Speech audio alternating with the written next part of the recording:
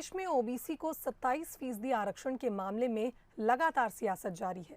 कांग्रेस और बीजेपी इस मामले पर एक दूसरे के आमने सामने हैं। दोनों ही एक दूसरे को ओबीसी का विरोधी और खुद को ओबीसी का हितैषी साबित करने में जुट गए हैं। देखिए ये रिपोर्ट। मध्य प्रदेश में आखिरकार ये तय हो गया कि ओबीसी के लिए 27% आरक्षण नहीं होगा।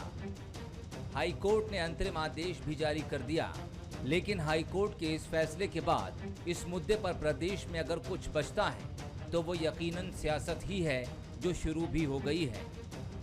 कांग्रेस का आरोप है कि बीजेपी आरएसएस के इशारे पर पिछड़ा वर्ग को 27% आरक्षण देने के मूड में नहीं है। वो धीरे धीरे पिछड़े वर्ग के आरक्षण को खत्म करने की ओर बढ़ चुकी है, जबकि कांग्रेस खुद को ओबीसी वर्ग का हितैषी बताकर सड़कों पर उतरने की चेतावनी भी दे रही है। तो ये सरकार का चेहरा स्पष्ट उजागर होता है कि ये ओबीसी विरोधी हैं, ओबीसी के आरक्षण को ख़त्म करना चाहते हैं। इतना ही नहीं, अभी जो एनएचएम की भर्ती में है वहाँ आरक्षण नहीं दिया, नीट की भर्ती परीक्षा में वहाँ भी आरक्षण नहीं दिया। ये पूरी तरह से आरएसएस का जो चेहरा है वो तो आप जानते ही हो कि पूरी तरह से ओबीसी का विरोधी है। केवल वोट लेने की वजह से ओबीसी चेहरे को ये आगे करते हैं। कांग्रेस के आरोपों पर बीजेपी हमलावर है। बीजेपी ने तो उल्टा कांग्रेस को ही पिछड़ा वर्ग का विरोधी बता दिया। बीजेपी का आरोप है कि कमलनाथ ने अपने कार्यकाल में ओबीसी को 27% आरक्षण देकर उनके वोट हथियाना चाहे, लेकिन जब सरकार चली गई तो हाई कोर्ट में पिटीशन दायर कर ओबीसी को 27% आरक्षण दिए जाने पर रोक लगवा दी। बीजेपी तो ये भी कह रही है कि कांग्रेस के भीतर भी वर्ग की राजनीति होती है।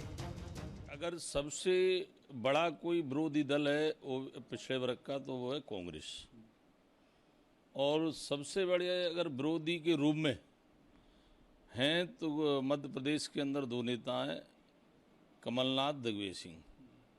ओबीसी एससी एसटी के लिए इन्होंने ओबीसी का नेतृत्व कभी भी मध्य प्रदेश के अंदर उभरने नहीं दिया। कांग्रेस ने पिछड़े वर्ग की राजनीति को खत्म करने का काम मध्य प्रदेश के अंदर किया है। दिग्विजय सिंह ने सुभाष यादव जी को खत्म किया, कमलनाथ जी ने अरुण यादव को खुद अध्यक्ष से हटा के खुद अध्यक्ष बने गए। तो जो पिछड़े वर्ग का विरोधी अगर कोई है तो कांग्रेस है। भारतीय जनता पार्टी ने हमेशा इस वर्ग को सहयोग किया है और नेतृत्व भी दिया है।